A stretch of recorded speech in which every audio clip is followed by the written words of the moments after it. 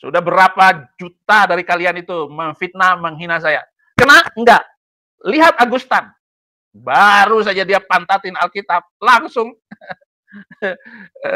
langsung lumpuh total. Ingat baik-baik. Antara murtadin dengan mu'allaf. Tuhan akan membela saya. Tuhan tetap akan membela Saifuddin Ibrahim. Kalau Yesus tidak ada di sorga, saya tidak mau ikut Yesus. Tidak mau hijrah. Haleluya. Bapa surgawi, kami datang kepada Engkau yang ajaib dan luar biasa itu. Berfirmanlah, kami mendengar ini harimu, di mana banyak dari seluruh dunia datang menyembah Engkau. Dan biarlah mereka yang kecut hatinya atau tawar hatinya kepada Engkau, ubahkan Tuhan untuk melihat Engkau terang dunia. Tuhan, terima kasih. Kami siap mendengar firman-Mu. Haleluya. Amin. Oh, haleluya. Kalau tidak ada Yesus dalam surga, saya tidak mau masuk surga. Karena di sana ada Allah, Dia adalah pencipta langit dan bumi dan seluruhnya ini, maka saya ada bersama Dia. Dan saya dijamin masuk surga pasti, bukan mudah-mudahan. Tidak ada kata mudah-mudahan untuk janji Tuhan. Karena janji Tuhan, ya dan amin.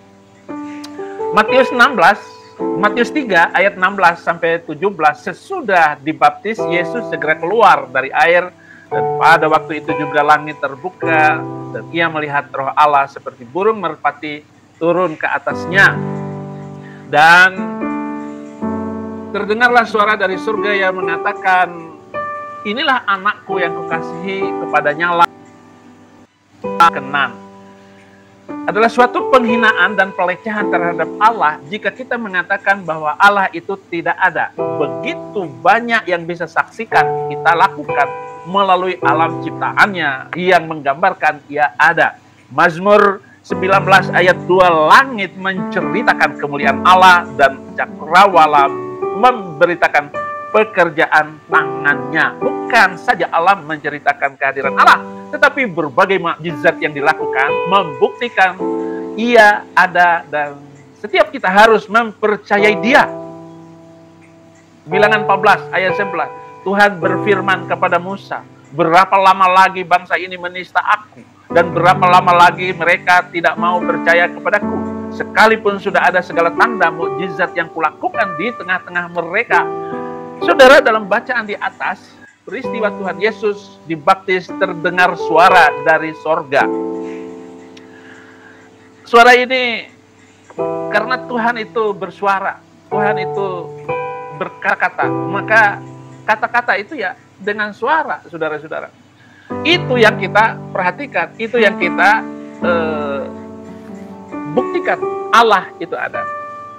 Siapa saja yang membuktikan Allah itu ada? Musa yakin ada Allah di dalam surga. Kalau enggak, saya enggak masuk Kristen loh. Kalau saya tidak melakukan penelitian yang dalam terhadap Alkitab, enggak mungkin saya masuk Kristen. Hanya dikatakan Alkitab itu palsu, Alkitab itu terjemahan, Alkitab itu ini dan itu. Pendeta-pendeta mereka yang memalsukan ayat-ayat Alkitab. Ya ampun, begitu saya belajar, begitu saya teliti, dan begitu saya lakukan perbandingan, maka hilanglah keraguan saya terhadap Alkitab, keraguan saya terhadap kekristenan. Allah berfirman kepada Musa dalam semak belukar yang menyala-nyala, Keluaran 3 ayat 2-6. Lalu malaikat Tuhan menampakkan diri kepadanya di dalam nyala api yang keluar dari semak duri. Lalu ia melihat dan tampaklah semak duri itu menyala, tetapi tidak dimakan api. Musa berkata, baiklah, aku menyimpang ke sana untuk memeriksa penglihatan yang hebat itu. Mengapa tidak terbakar semak duri itu?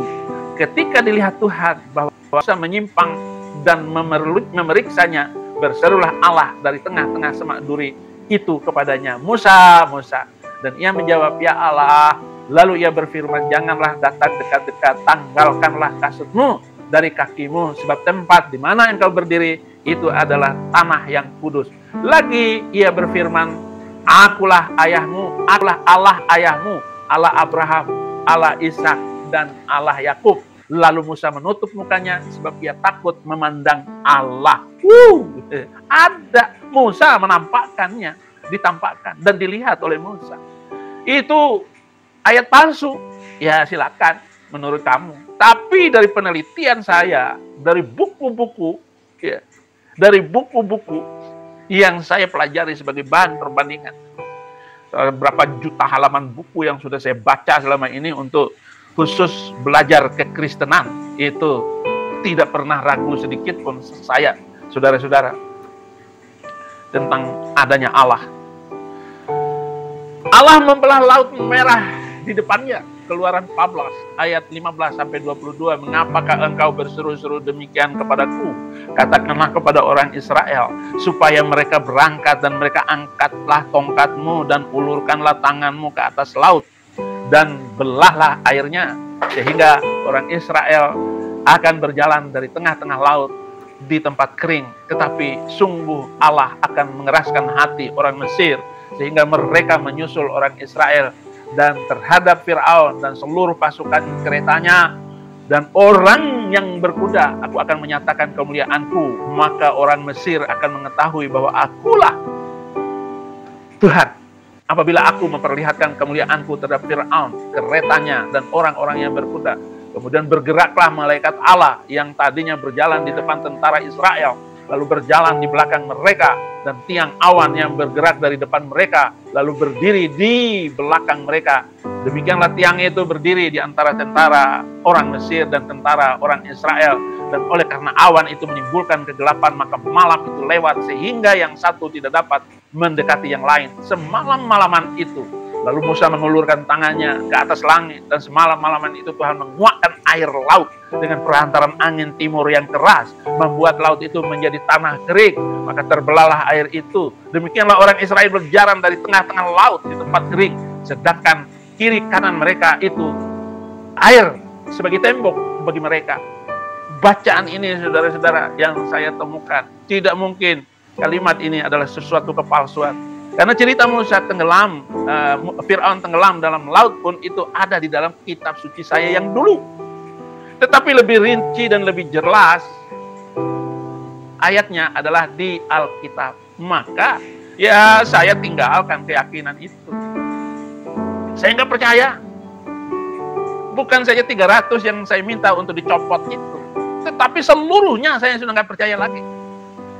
Kalau Ahok menista katanya hanya Al-Maidah 51. Saya bukan satu ayat itu. 6.666-nya saya nggak percaya.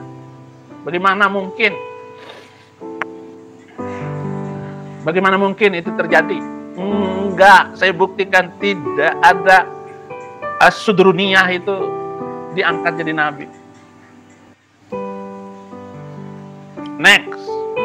Allah berada dengan Musa di Gunung Sinai. Keluaran 32 ayat 7-8, berfirmanlah Tuhan kepada Musa, pergilah, turunlah, sebab bangsamu yang kau pimpin keluar dari tanah Mesir telah rusak lakunya. Kelakuan bangsa Yahudi itu sudah rusak.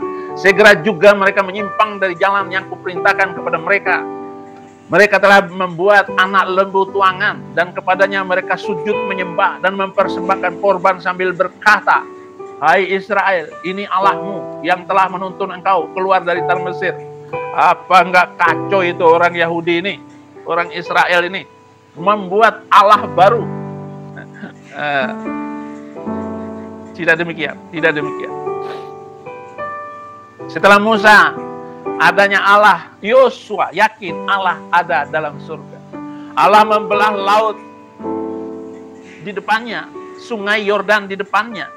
Yosua 3, segera, ayat 13, segera sesudah kaki para imam pengangkat tabut Tuhan, Tuhan semesta bumi berhenti di dalam air sungai Yordan, maka air sungai Yordan itu akan terputus, air yang turun dari hulu akan berhenti mengalir menjadi bendungan ketika bangsa itu berangkat dari tempat perkemahan mereka untuk menyeberangi sungai Yordan. Para imam pengangkat tabut perjanjian itu berjalan di depan bangsa itu. Segera sesudah para pengangkat tabut itu sampai ke sungai Yordan, dan para imam mengangkat tabut itu mencelupkan kakinya ke dalam air di tepi sungai itu, sungai Yordan itu sebak sampai meluap sepanjang tepinya selama musim menuai. Maka berhentilah air itu mengalir, air yang turun dari hulu melonjak menjadi bendungan jauh sekali di dekat Adam, kota yang terletak sebelah Sartan. Sedang air yang turun ke laut Araba itu, yakni laut asin, terputus sama sekali. Lalu menyeberanglah bangsa itu di tentangan Yeriko. Tetapi para imam pengangkat tabut perjanjian Tuhan itu tetap berdiri di tanah yang kering, di tengah-tengah sungai Yordan. Sedang seluruh bangsa Israel menyeberang di tanah yang kering, sampai seluruh bangsa itu selesai menyeberangi sungai Yordan. Yosua membuktikan Allah itu ada, mukjizat itu terjadi. Mukjizat masih terjadi sampai hari ini. Apa mukjizatnya? Saifuddin Ibrahim diloloskan oleh Tuhan dari kejaran orang-orang yang membenci saya karena firman Tuhan. Saya bisa lolos ke Amerika. Itu mukjizat bagi saya. Jadi saya sudah membuktikan betapa ajaibnya Tuhan ini. Nah, perjalanan dari waktu ke waktu, saya akan buktikan terus kepada bangsa saya. Walaupun mereka sudah berusaha menangkap saya akan tetap lolos. Sampai akhirnya, tidak satu pun yang menyentuh tanpa seizin Tuhan. Tak sehelai rambut pun jatuh tanpa seizin Tuhan. Ingat kalian, siapapun ahli-ahli Taurat dan orang-orang Farisi, kamu tidak bisa menangkap saya tanpa seizin Tuhan. Sehebat apapun, ya. Kemudian saya tidak baca ayatnya, panjang sekali karena khutbah ini hanya mau membuktikan ada Allah di sorga. Kalau Yesus tidak ada di sorga, saya tidak mau ikut Yesus, tidak mau hijrah. La hajaru ilaih. Tidak ada hijrah kepadanya. Allah memberitahu bagaimana cara merebut kota Yeriko. Yosua 6 ayat 1 sampai 20. Itu bagaimana cara merebut kota Yeriko, itu dikasih pedoman oleh Tuhan kepada Yosua. Berarti kan ini ada, dia ada. Kemudian Allah memberitahu rencana kota-kota perlindungan. Dikasih tahu ini kota yang kamu harus masuk, di mana orang akan susah menyerang kamu. Kamu sembunyi di sana, kamu berada di sana. Sama dengan saya, sembunyi di Amerika. Siapa yang bisa menangkap saya? Nggak bisa. Itu bukan sebuah kebohongan. Artinya, cara Tuhan supaya firman-Nya akan tetap saya sampaikan. Saya tetap akan berbicara tentang penginjilan. Apakah penginjilan itu merayu orang? Apakah penginjilan itu menghipnotis, tanda petik? Akan dia terpukau, terpesona dengan apa yang disampaikan oleh setiap hamba Tuhan. Itu namanya penginjilan. Ya, sambil menjaga diri saya agar saya tidak jatuh ke dalam tangan iblis, agar saya tidak jatuh di dalam jeratan-jeratan maut yang dipasang oleh setiap orang. Sehingga firman akan tetap disampaikan. Karena firman Tuhan itu merdeka. Merdeka ngomong. Merdeka berbicara. Merdeka menyampaikan firman Tuhan ini. Sehingga tidak ada lagi orang yang mau ataupun menghapus ataupun merusak firman Tuhan ini. Karena tidak bisa dirusak. Ya, itu di Yosua 20. Silakan Anda baca bagaimana rencana-rencana Tuhan kepada Yosua. Tapi lagi di gua Adulam. kayak Musa, kayak Daud di gua Adulam. Iya. 400 orang para penjahat dilatih oleh Daud untuk menjadi raja. Iya, gua Adulam. Yang ketiga, saya buktikan ya, bahwa Allah itu ada. Daniel yakin Allah ada dalam surga. Allah memberitahukan mimpi Nebukadnezar kepadanya. Dan Daniel menceritakan makna mimpi Raja Nebukadnezar. Sehingga apa? Daniel lolos dari pemfitnah, penghujat. Kalau kalian menghujat saya, nggak kena. Kalian ini menghujat saya, nggak akan kena. Itu akan hilang begitu saja. Kenapa? Karena saya buktikan mukjizat masih ada sampai hari ini. Sudah berapa juta dari kalian itu memfitnah, menghina saya. Kena? Enggak. Lihat Agustan. Baru saja dia pantatin Alkitab, langsung lumpuh total. Ingat baik-baik, antara murtadin dengan mu'allaf. Tuhan akan membela saya. Tuhan tetap akan membela Saifuddin Ibrahim. Kemudian Daniel yakin Allah itu ada. Allah menyelamatkan 3 sahabatnya dari api. 3 sahabat Daniel dibakar di dalam api. Nanti saya akan khutbah khusus ya tentang Sadrah, Mesah, Abednego di channel ini. Anda boleh nonton langsung. Saya akan live. Biarkan saja orang yang menista tetap menista. Yang kaya jadi kaya, yang miskin tambah miskin. Biarin aja. Yang penting yang kaya jangan korupsi, yang miskin jangan minta-minta. Ya, oke. Menyelamatkan 3 sahabatnya ini. Allah itu ada. Dilempar ke dalam api. 3-tiganya dilempar. Tetapi masih hidup di tengah bara api yang menyala itu. Bukan 3 yang dilihat oleh Nebukadnezar, 4 orang. Berarti satu orang itu adalah anak dewa. Kata Nebukadnezar, dia nggak tahu itu malaikat yang menjaga. Justru yang melemparkan Sadrah, Mesah, Abednego mati dimakan api. Yang melempar mereka itu ke dalamnya. Allah menyelamatkan Daniel dari gua singa. Daniel 6 ayat 24, lalu sangat sukacitalah raja dan ia memberi perintah supaya Daniel ditarik dari dalam gua itu. Maka ditariklah Daniel dalam gua itu dan tidak terdapat luka apa-apa padanya karena ia percaya kepada Allahnya. Harus percaya sepenuhnya kepada Yesus Kristus. Saya bukan enggak percaya sekian. 100% saya percaya kepada Yesus Kristus yang telah berkarya kepada hidup saya. Dan setiap saya menyampaikan firman Tuhan, saya tidak pernah ragu sedikit pun. Itu. Saya minta Anda juga bisa membuktikan firman Tuhan itu ya dan amin.